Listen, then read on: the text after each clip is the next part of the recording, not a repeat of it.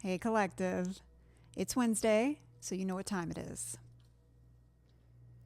This one's called a circle or a cage. Let's make sure we got this guy right. The people we surround ourselves with, the energy which we choose to keep, and the voices we allow to influence our thoughts and actions can shape the course of our lives in ways we don't realize until it's too late. Some are there to teach us. Some are there to tempt. Some are there to test. And some to remind us of what we never should accept. I've learned not everyone we meet along the way is meant to stay. Those who are honest, those authentic, genuine few, who support and uplift, those who remind you of who you are and what you're worth, even when you forget it. Those are the people you should fight to keep. Be mindful of those who scream for your wins, and those who stay silent for the struggle. Those who try to pull you back down when they see you rising, and those who pretend to cheer you on while secretly hoping you fail. But the real ones, your true circle, your soul tribe, will push you, challenge you, and celebrate you, not just in front of others, but in one-on-one too. If you want to fly, stop entertaining those who clip your wings.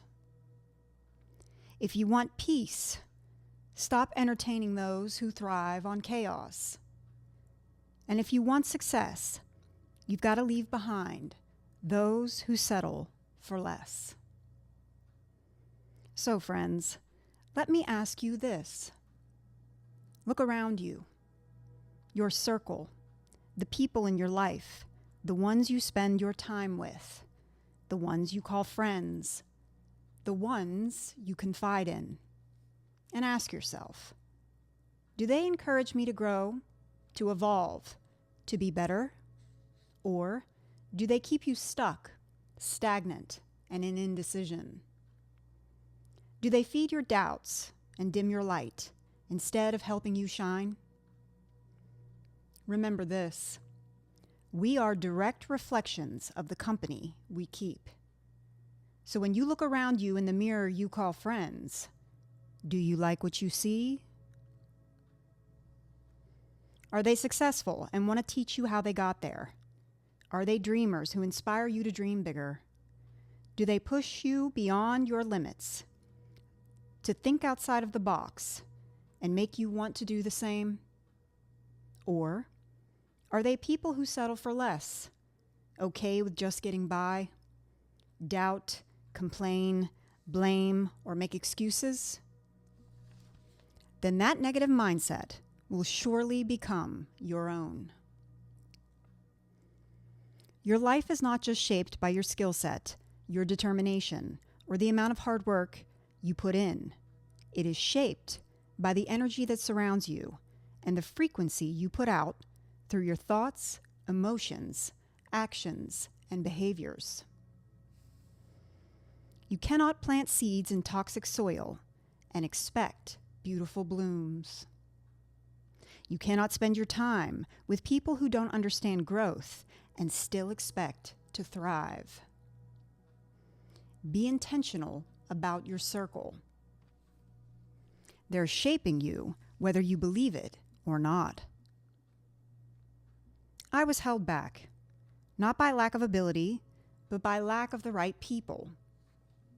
The voices around me were too worried about being right, being better than, looking down upon, outside opinions, manipulating, gaslighting, creating false narratives, blame shifting, and external validation. Wearing masks, expecting everything from me while I received the bare minimum at best. They didn't care about my growth, my dreams, or my peace, let alone protect it like I did for them. They didn't even ask or care to know. This was a hard, well-learned lesson for me. Let go of relationships that no longer serve you. Recognize the family, friends, and lovers that drain you instead of pouring back into you. Recognize when your circle is no longer a circle, but a cage. I want you to know this. You are not trapped. You are not bound to anyone who doesn't align with your vision. Choice is a power, a gift, so choose wisely. Choose to let go, walk away, say goodbye to negative mindsets, outdated beliefs, toxic habits, and karmic cycles. Find people who are positive, who care about your mind, body, and spiritual evolution, who uplift, challenge, and inspire you to treat others the same. So I'll ask again, do the people around you make you better? Do they celebrate your wins without jealousy? Do they push you forward or hold you back? No? Well, then it's time to get the scissors out and start cutting. Because honestly, your circle is your make or break you, your foundation or your downfall. Choose wisely. Some you meet are meant for a good time. Some are meant for a short time. Some are meant for a long time. And very, very few are meant to stay. Bonds, memories, laughter can make this a hard lesson to learn, and even harder to detach. When relationships change, when you begin to drift apart and distance replaces closeness, confusion, pain, and betrayal is often what's left behind. But know this, the saying, some people come into your life as a blessing and some as a lesson, is true. Both are valuable, but not both are permanent. Some come in to teach us about love, patience, strength, and even ourselves. Help us see our value, worth, and intelligence, because they could not. Their presence may have brought pleasure and their departure pain, but their purpose is now fulfilled. Don't hold on or cling, or it will do more harm than good. Don't hold on to people who have already let go of you. Don't force connections that no longer align with who you're becoming. And don't chase friendships that have already run their course. All that does is block us from the people who are actually meant for us. Not everyone is meant to walk the entire journey with us. The characters at the start of the book don't always make it to the final chapter. The truth is, some are meant to show you what you really don't want in life, so you'll know exactly what you do. And some were never really meant to love you forever. They were meant to teach you how to love yourself. Someone leaving shouldn't be seen as a loss, but as an opening for new connections and new lessons. And we assume that friends, family, and even lovers are genuinely on our side because they laugh with us, smile to our faces, and have known us for years. But another important lesson I have learned is not everyone in your circle is in your corner. Not everyone clapping for you is happy for you. They simply watch, wait, and calculate. Some only cheer when you're on their level, but grow quiet when you rise.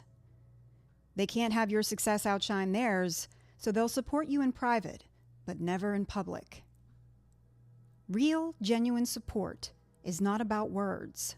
Your words mean nothing if there is no action behind them to support you when you're struggling. True support is shown in the moments of inconvenience. Do you defend others' names when they're not there to defend themselves? Or are you more concerned with who is listening and what you can gain? Will you press like on a post and support from a distance? or smile in their face, but never actually give them the flowers you know they deserve? Well then, you're a fan, not a supporter. Fans love the idea of you, but won't invest in your growth. Supporters, they show up. They clap the loudest. They care, so they keep pushing you to be better. There is no jealousy, no competition. They are happy for you. Not because they gain anything from it, but because they believe in you. One of the most dangerous people to have in your circle is one who secretly envies you. They would never say this to your face, but you will feel it. Don't ignore this feeling. They will discourage dreams, downplay achievements, sneak in small jabs disguised as jokes.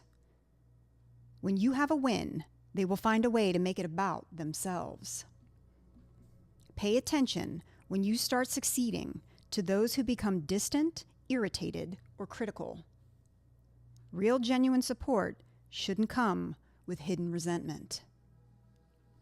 A true friend, a true lover, a true family member, a true colleague will want you to win even if you go further than them. Life is too short to surround yourself with those who drain your energy. Don't support your dreams or celebrate your wins. Find those who see greatness and push you to see it in yourself. Those who remind you of your worth when you forget it. These are the people to hold on to, because a true friend is rare. A true friend is a gift. And when you surround yourself with true people and true support, the possibilities are endless. Life is hard enough as it is. We face responsibilities, obstacles, and pressures that demand our time, attention, and focus. So don't carry the unnecessary burden of people who drain you. Don't allow people into your life who take, and never give. Don't fight for relationships that leave you exhausted rather than empowered. You can't surround yourself with those who deplete you mentally, emotionally, and physically, and then wonder why you're still stuck. Not everyone deserves access to you. Treat your time, your energy, and your presence as if it were sacred, because it is. Energy drainers can be easy to spot or hide behind a mask and disguise themselves well. They may look like constant complainers, always having a problem but never actually seeking solutions. Every conversation with them feels like they just handed you their emotional baggage to carry without ever offering to carry yours. Then there are the takers who take and take without ever giving in return. They call when they need your help, your time, your advice, but when you need support, they are nowhere to be found. They think your kindness is an unlimited resource. They would never consider even the strongest of people need rest too. Then we can't forget manipulators.